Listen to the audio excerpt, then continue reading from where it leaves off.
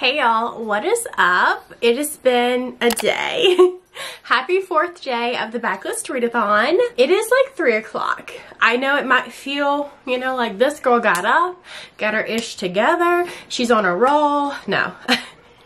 I slept in absolutely as late as I possibly could this morning because yesterday, I don't know if it was part time change, part staying up way past my bedtime, but I was wore the F out. I was wore out and it kind of trickled into today as well. We started really slow this morning. I slept until probably 9 o'clock when my daughter woke up and then just kind of couch potatoed for a little bit and then we finally got started for the day. But while I was couch potatoing, I did start another book. This is the Crucifix Killer by Chris Carter. This is my 5-star prediction book for the readathon because when I tell people the types of books that I really like to read, so my favorite types of thrillers are serial killer thrillers, but more so the ones where the serial killer is the bad guy, not thrillers where our main character is a serial killer and we're rooting for them. No, I like it to be the bad guy. I like it to be brutal. I like it to turn my stomach. I like there to be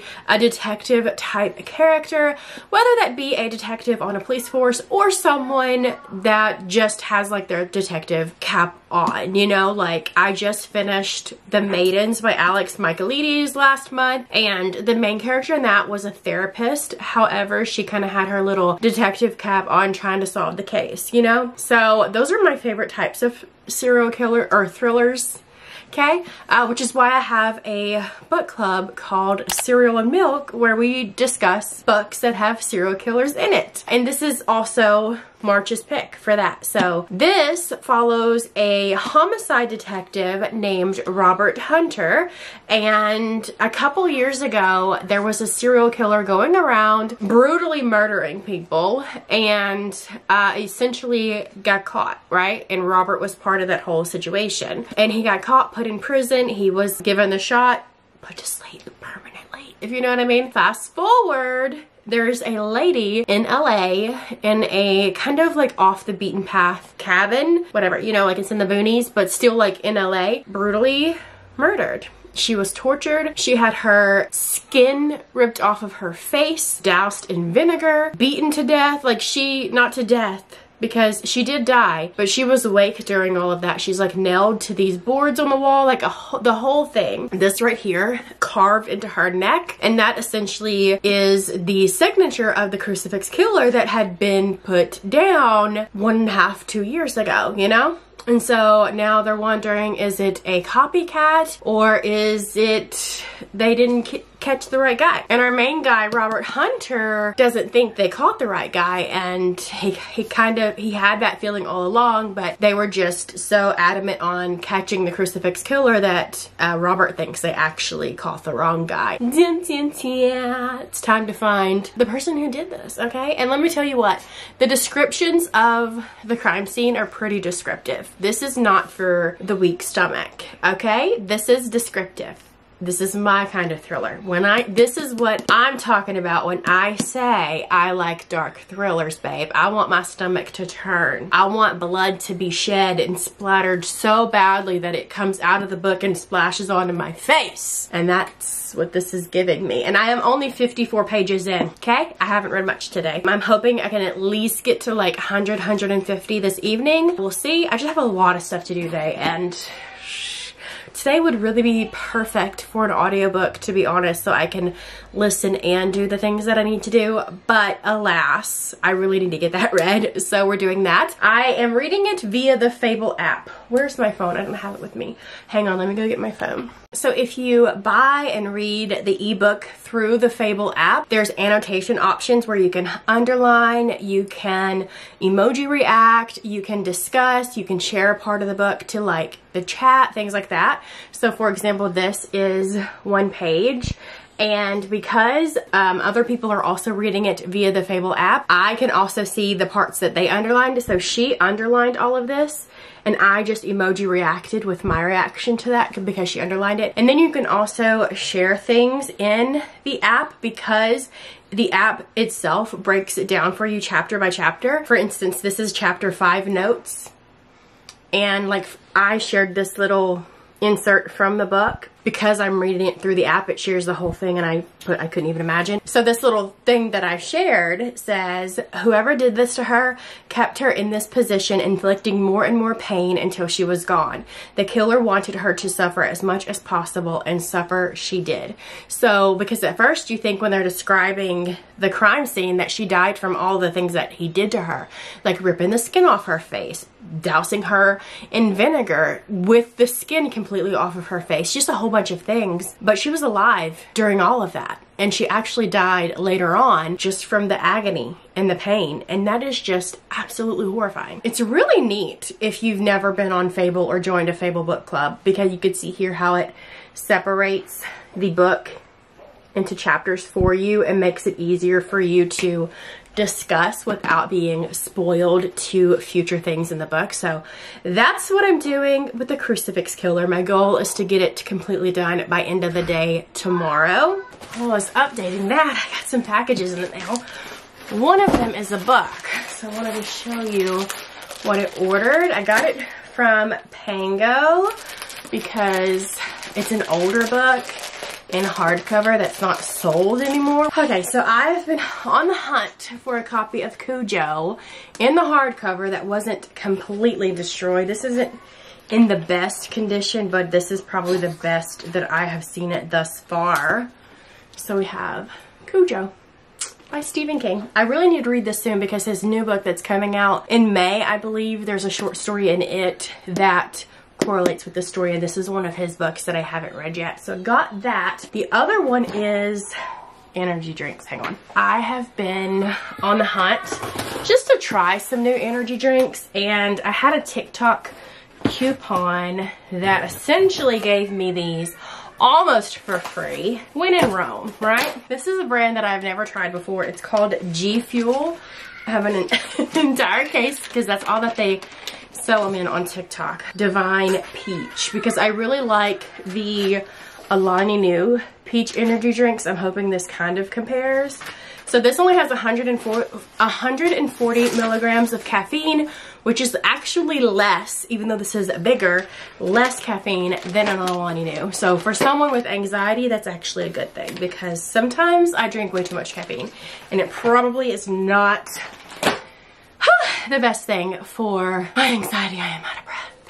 Yeah, there's that. I'm gonna go and get, I don't know, laundry started, something. I feel like I've done nothing today. Accomplished nothing today.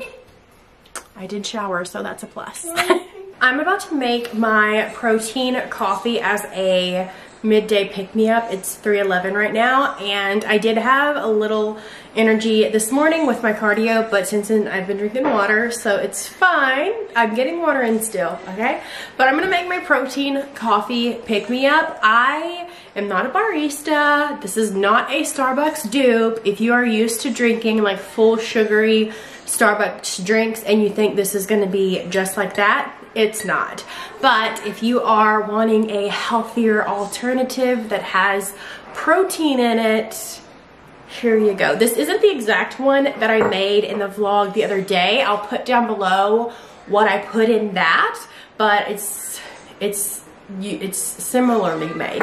There you go. So with the base, like my coffee base, I use a Nespresso. You don't have to use an Nespresso. You can just brew a cup of coffee because we also have a Keurig, and sometimes I do that. But for the most part, like if I forget to order more pods, but for the most part, I just use the Starbucks Blonde Espresso Roast shots. I get these from Walmart because it's just easier that way versus always forgetting to order from the actual Nespresso website. So I just stick that in my machine and I brew it. So while that's brewing, let me show you. So I use this in the one that I'm making it today, the sugar-free caramel. I do about 3 pumps of this.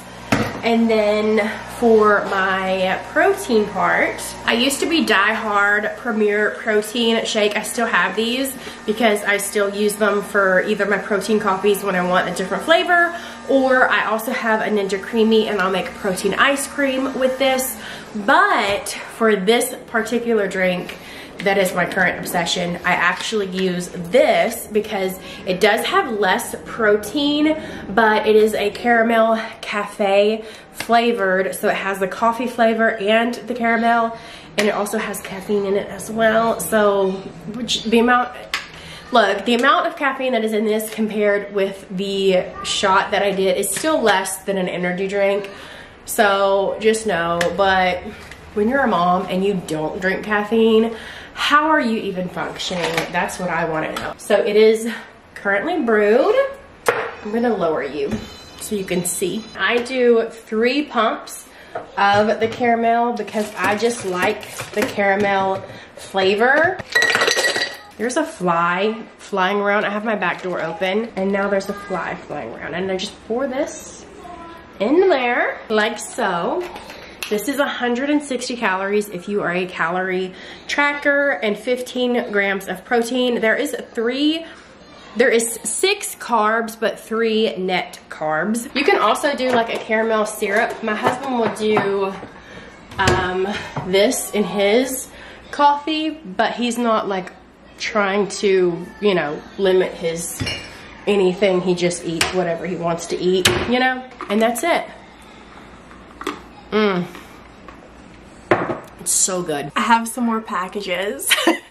So if today's vlog is super bored, at least you get a little haul thrown in there. So these 2 books are repurchases for me.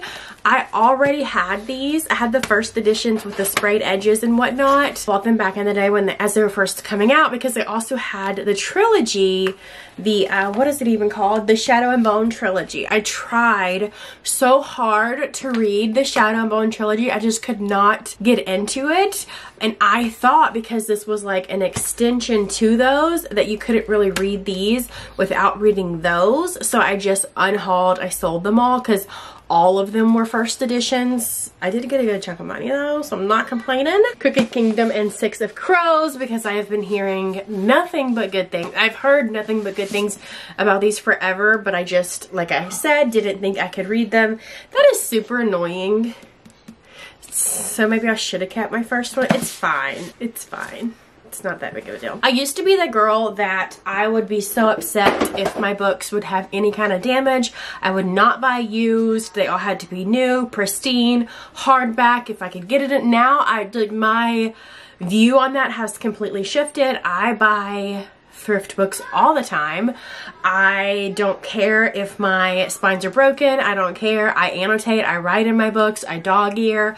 Like now I look at it as a well-loved library. So really, like, the stickers on the front don't really bother me. It's not like that's a collector's edition or something, but it is still very much annoying. And then I have one more. So I bought the 3rd book from Walmart the other day. I have the 1st book, and so I was like, well, I need the 2nd book because I don't have it. It's on Amazon. I want to say it was like $14 or something for the hardback. So I was like, while the hardback is still available, let me buy it. Oh my god, stunning! I'm so excited about this trilogy. I've heard the last book isn't that great, but I feel like a lot of series, the last book sucks. So I guess I'm used to it by now. Like, you know, Divergent, the last book, Hunger Games, The Mockingjay kind of sucked, you know, like, I feel like that's a trend in the book world. Anyway, those are some new books that I bought. My book haul for March is going to be massive. Did I accidentally take a 30-minute nap? Yes. Yes, I did. I fell asleep while reading.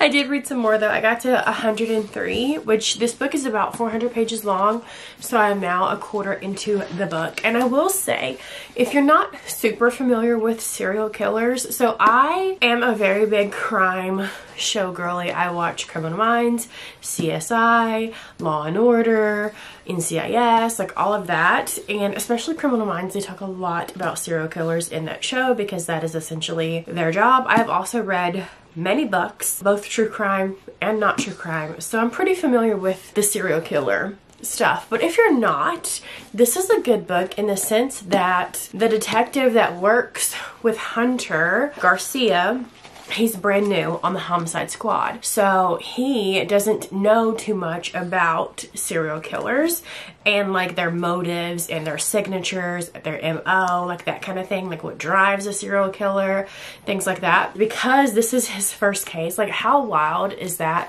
this is this man's first case. But so he's talking to Hunter about the case, and Hunter is explaining to him just things about serial killers, like how normally a serial killer is a man, how women serial killers normally kill quietly and they're not brutal. Like this case, these are some very brutal murders, and how normally a serial killer has like a type. Some serial killers like them old. Some serial killers want specific hair color types because it reminds them of the person that has stemmed the killing, i.e. like an ex-wife or something like that.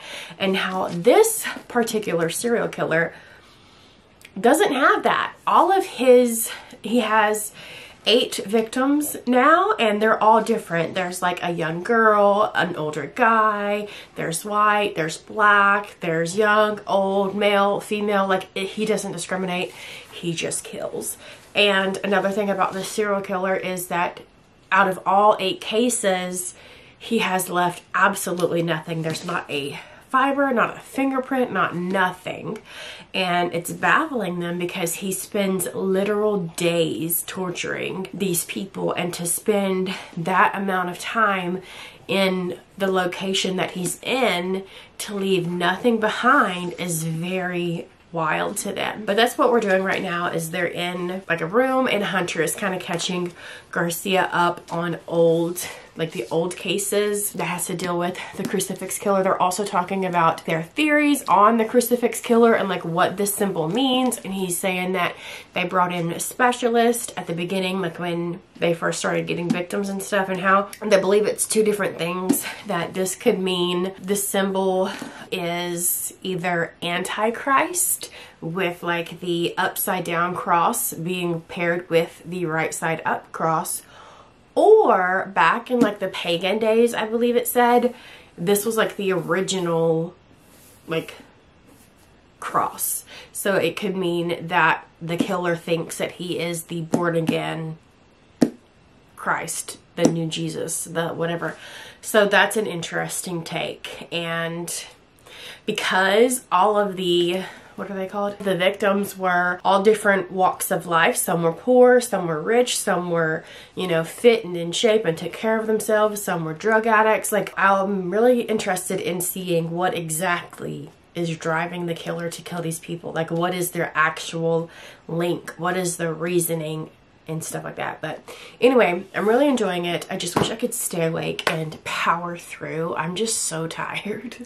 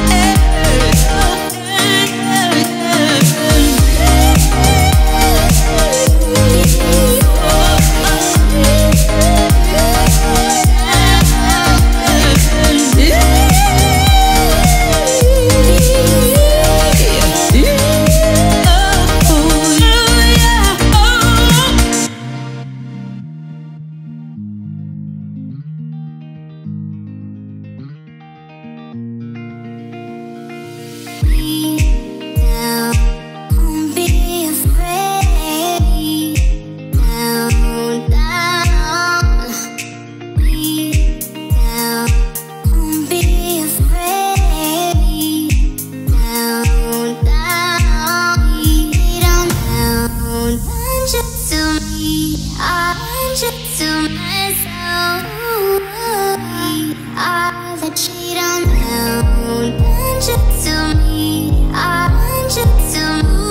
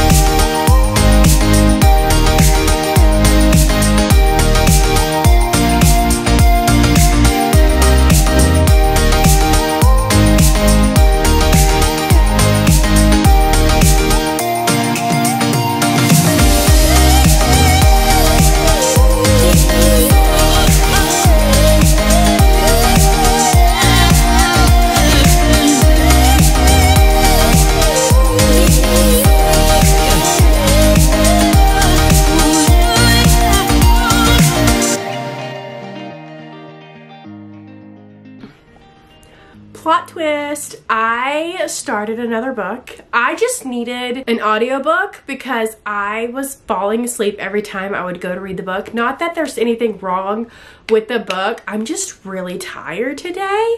So I went ahead and started an audiobook, but it's a plot twist because it's not an audiobook that was on my TBR. Oh wait, sips tea. It's an audiobook that's on Jacqueline's TBR. Hear me out, hear me out. Jacqueline and I think are pretty similar in ways that are kind of weird. We're both older than our husbands. We both have pugs. I don't know, just random things that we're very similar in ways, but in our reading taste, I feel like we're a little bit different. I don't know, we're both thriller readers. We both like disturbing things, but when it comes to actual thrillers, I feel like a lot of the thrillers that I really love, she rates like 1 star, and then a lot of the thrillers that I really dislike, she really loves. So over on the Discord and even in her vlogs, she has been talking about a book that she's been reading that she's not really liking, and I was like, you know what? Could be a banger for me. It really could be a banger for me. So I started The Lost Girls of Willowbrook by Ellen Marie Wiseman. I am 20% in. I've been listening to it while I made dinner, I did laundry, I picked up this room a little bit. This is where my chair normally sits when I'm not filming, and just for like aesthetic purposes, I move it and so I can have the natural light face me. And this room only has 1 plug in it, and it's behind here. So in order to like plug stuff up, the chair can't be here while filming. I get tired of it pushing all of my books back because the floors in my house are slippery. Everything just slides around. Anyway, in other news, so this book here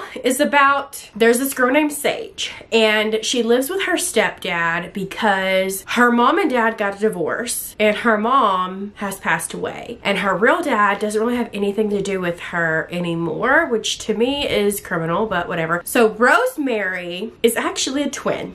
Okay, and about 6 years ago, her mother lied to her and told her that her twin sister has died. Did I call her Rosemary? I meant Sage. So the main girl's name is Sage, right? And her twin sister's name is Rosemary. Okay, so Sage was told that her twin sister Rosemary has died of like a really horrible case of pneumonia 6 years ago. But when she was alive and living with Sage and Sage's mom, weird things would happen. Like she would talk in her sleep, she would be walking in the middle of the night, she would like move furniture and then claim it wasn't her. Like a bunch of weird shit would go on. So what really had happened was they admitted her into this school.